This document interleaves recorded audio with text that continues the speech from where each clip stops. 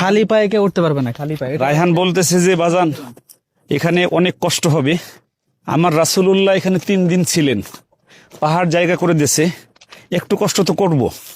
আমার নবীজি যেখানে বসেছিলেন সেখানে গিয়েছি, সেখানে হাত দিয়ে ধরতে পেরেছি। আমার জীবনের সর্বকিছু সবচেয়েতে বড় পাওয়ার একটা বিষয় এখানে হয়েছে। আমি আর যাইতে সাহস পাইলাম না, ওখানে আর যাবো না। রাসূলুল্লাহর স্মৃতি বিজড়িত বড় জায়গাগুলো দেখলাম। রাসূলুল্লাহ এই জায়গাটায়, এই যে দেখতেছেন, এই জায়গাটা আমার নবীজি 3 দিন ছিলেন।